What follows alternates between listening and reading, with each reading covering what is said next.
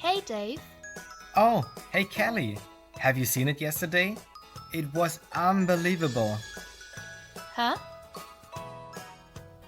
Don't worry, Kelly. It's not your fault. Misunderstandings happen every day, and most of them could be avoided by using language in a way how it should be used. In this video, we'll talk about the topic reference and inference, which is an important component of pragmatics. Starting with the concept of reference in general, we'll discuss the term referring expression and its forms, followed by the distinction between referential use and attributive use, the pragmatic connection, the role of co and context, and then finally the relationship between anaphora and antecedent. At the very end of this video, we'll show what Dave really meant and how he could have expressed himself better. First of all, the term reference is defined by an act by which a speaker uses a word or words to enable a listener to identify someone or something. That means the speaker uses a specific word which should be identified by a listener.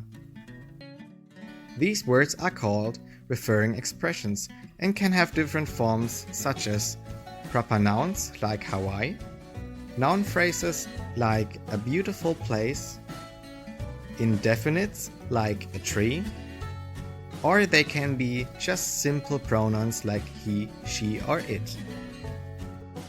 The choice of the referring expression is based on what the speaker assumes the listener already knows. Otherwise, the listener is not able to identify the entity behind the word, or it would be at least more difficult. In a shared visual environment, it is common to use deictic expressions like in "look at him" or "take this." When referring to something is difficult, more elaborate noun phrases can be used like in "remember that old foreign guy with the funny hat?" The listener's task in this conversation is to guess what the speaker tries to convey. This process is called inference and is the act in which the listener uses additional knowledge to make sense of what is not explicit in an utterance. Sometimes it is difficult to find the right words, especially if you don't know the correct name for an object or a person. Vague expressions with descriptive attributes help the listener to infer correctly. Words like thing and stuff are often used in everyday language, although they can refer to many entities. But with the right description, they can be assigned. And sometimes people go one step further and create new words in order to refer to entities which have an obvious characteristic, like in the following situation. Hey Karen, can you copy this document for me please? Sure. Oh, look over there, isn't this Mr. Aftershave? But not all referring expressions have identifiable physical representations. So it is possible to refer to entities that don't even exist, or that are just assumed to exist. Here are some examples. Sir, there's a man waiting for you outside the office. This would be an example for a physically present entity, because the person outside the office exists, and everybody is aware of that fact. Oh Sarah, I just want to marry a man with lots of money. The women in this example don't know a man with lots of money, but they are assuming that this man exists. This is an example for an assumed to exist entity. You can't even refer to entities which don't exist, like in this example. I'm so hungry. I'd like to order a 50-meter schnitzel. If people refer to something, they either already have something in mind they want to refer to, or they refer to anything that fits their description. Here comes in the distinction between attributive use and referential use of referring expressions. Let's take following sentence to illustrate that. The local police department reported there was no sign of the killer. This sentence can be interpreted differently. If the killer has been seen, or he or she escaped, this would be a referential use of the referring expression, because the speaker knows that the referent exists. If the identity of the killer is completely unknown and there's not even a certainty that this killer exists, this would be an attributive use. The speaker doesn't know if the referent exists, but she means anybody who fits the description killer. It is a misbelief that referring expressions can only designate very specific entities. Proper nouns like Shakespeare are not exclusively bound to the property person, and the cheese sandwich doesn't have to be an object.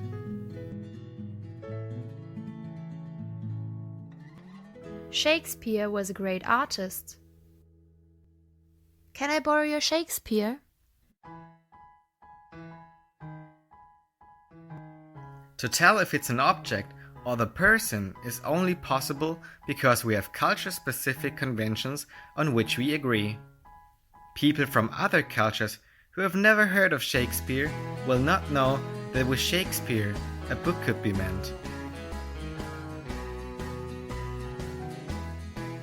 This does also apply to artists, musicians, and many other producers of works.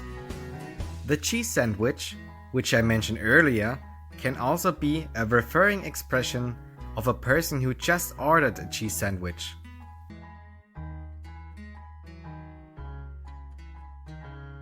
Hey, get off the phone! The cheese sandwich wants to pay!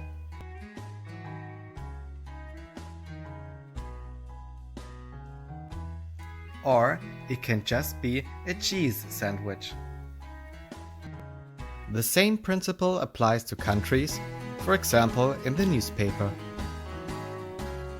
After reading the headline, most people would assume that the Brazilian team won a sports competition.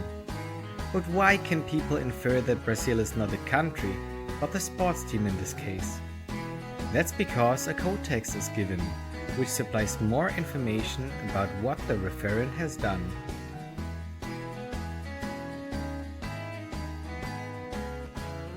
In this case, Brazil would be our referring expression, and everything else, even the words which are not in the same sentence, are the so-called code text, the linguistic environment which limits the possibilities of interpretation. Changing the code text would also influence the referring expression, like a following sentence.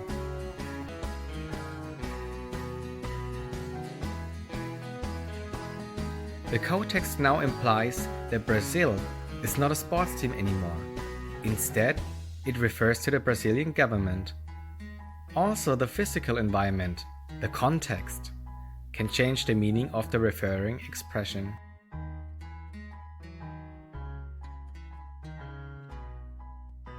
If you go to the library and ask, "Where can I find Shakespeare?" the listener will assume you're looking for books by the poet and writer Shakespeare. If you are on a graveyard where he is buried and you're looking for him, you can ask the exact same question. Certainly, your conversations contain more than one reference, and in most cases, you maintain them throughout several sentences by using an anaphoric reference. The introducing reference is called antecedent and is often indefinite, like in a man, a woman, a cat. The subsequent reference is the anaphor, and in this case, the man, the woman, the cat, or he, she, it, respectively him and her.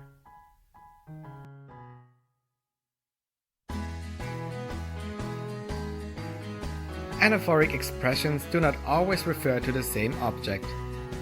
In cases where there are changes, the anaphor must be interpreted differently. Recipes are good examples because the ingredients you use can always change during the cooking process. Peel 6 potatoes, slice them, and put them in boiling water. An antecedent followed by one or more anaphors are called anaphora. If you change the order and put the antecedent anywhere but the initial position, it is called cataphora. A zero anaphora, or ellipsis, is when the antecedent in anaphor is not mentioned at all, so the listener has to figure out the entity behind it, like in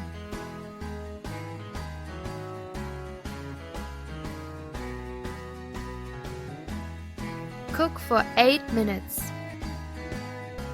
Some constructions can be very confusing because people tend to change the referent within the sentence.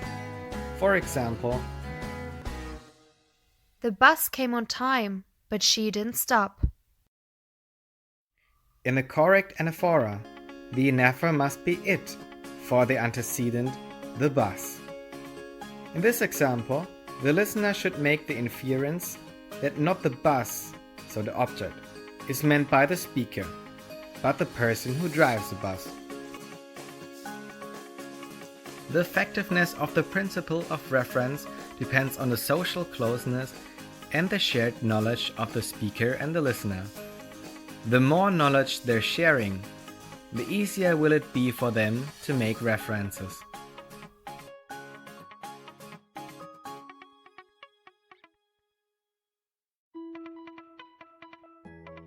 Communication can be a very complicated act, in which the speaker and the listener have to work together to exchange information.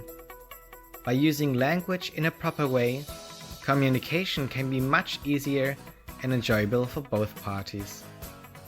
Coming back to our example at the beginning of this video, this is how Dave could have avoided the misunderstanding.